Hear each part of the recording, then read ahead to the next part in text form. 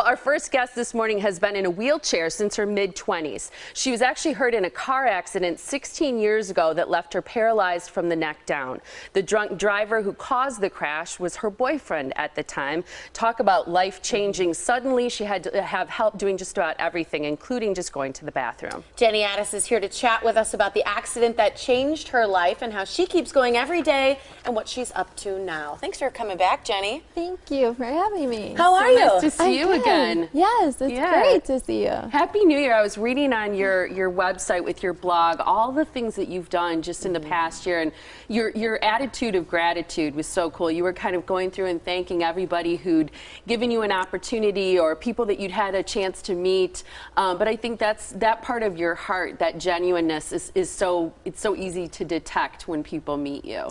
Well, it's so easy to portray that because I meet so many amazing people along the way, and I feel so blessed to have had all these opportunities. And amazingly, if this wouldn't have happened to me, I wouldn't have experienced all those great things. So it's kind of cool.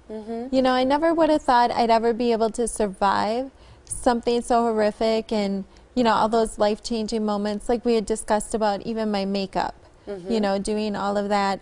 You know, being a young woman and being only 24 years old, that whole makeup thing is a big deal. Well, we have video. I'm so glad that you helped us out with this because we show you here just doing your lips and the effort that it would take. Yeah, and I think it's so interesting for people to think, I mean, you were a full able-bodied person before the accident. You had no disabilities prior to that.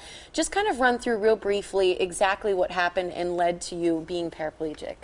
Well, actually, I'm a quadriplegic. So that changes everything because I have no use of my faculties. So if you can imagine, I can't move my fingers.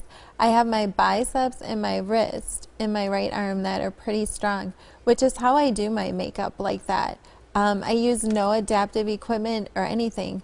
But if you can imagine, I spend about 4 hours in the morning getting ready. Now, this morning to come here, I obviously had to shorten that. So doing my makeup, it may not look as flawless as it usually does. But I will say that, you know, I think I did a pretty good job just, you know, rushing it along.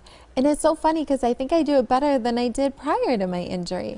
Well, maybe you take more time with it because you have to. I mean, if we still have more video, I think it's interesting to look at, to kind of understand or put yourself in your place and what it must be like. I mean, when we run around the house and get ready in 10 minutes, that's not something that you can do. You have to have help doing almost everything now. Yeah. So I mean, I have caregivers that come and help me get ready and set me up. But for the most part, I do it all by myself. And, you know, I do things like blow dry my hair. I can brush my hair now. Those are huge things. For the normal average person, it probably doesn't seem like a lot. But when you lose everything, which is what I felt like in the beginning, it's amazing what you kind of dig up out of your soul, really deep. I mean, you got to dig deep. And I don't think that you realize it till you go through something so horrific. And I think we all have it in us. It's just we normally don't have to dig so deep. And I just happen to have to do that now, you know, so. Well, and we take so many things for granted, you know. I mean, just like you said, simple things like putting our own clothes on, brushing our hair, blow drying our hair, putting our makeup on, brushing your teeth, different things like that, that every day we don't think twice about when you're able-bodied and able to do all that stuff for yourself. One thing that you never did before you were in this situation is public speaking, and now you do a lot of motivational speaking. What exactly do you speak to groups about, and what has your experience been like? Well, you know, I speak to a lot of different groups, so I won't get into all of them. But I'll tell you the one that's closest to my heart, and that's speaking to the youth. Like, I love, of all ages, and I should clarify that. So we go from the itty-bitties to the teenagers. And it is so amazing to tell my story and to have these kids engaged. Like, you could hear a pin drop.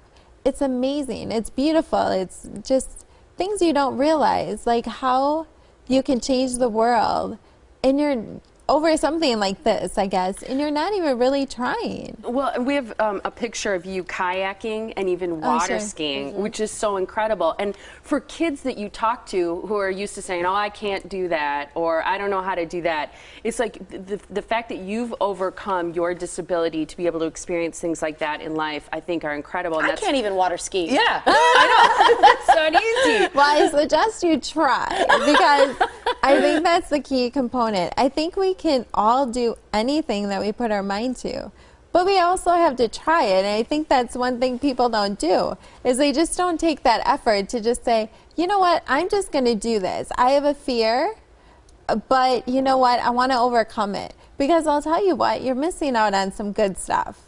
Do you talk about drunk driving as part of your message to young people? Because, you know, we've talked before about the fact that your boyfriend was supposed to be your designated driver the night of your accident. You were actually at a shower, right? A bachelorette party. Yeah, for my sister-in-law. And he was going to safely drive you home and picked you up and had been drinking. Yeah, I mean, he was drunk. Yeah. He was legally drunk. Now, I will tell you right now that I did have a couple drinks that night. There is no way I would have probably been able to give somebody a sobriety test. And I didn't really think, I guess, I had to.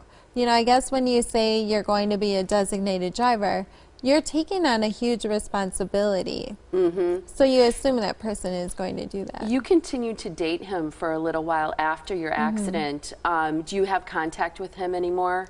None at all. As a matter of fact, I have not spoken to him in years, and that's probably kind of a little odd subject to maybe get into, because you know, it's interesting that he doesn't ever think about it, and you know, maybe he doesn't ever want to just see how I'm doing. Or acknowledge it. Acknowledge it. I know you're going to be 40 soon. Oh, gosh. It's a yeah. tough birthday for a lot It's of a tough us. one. Yeah, I've already been there. Tiff's a long way from it. But I want to talk to you about that. I want to talk to you a little bit about dating, but you also have a fashion show coming up. We're going to talk about the mission of that fashion show and how people can get involved. So stick around, will you? And we'll talk to you again in a little bit. Okay. Definitely. Sounds good. Thanks, Jenny.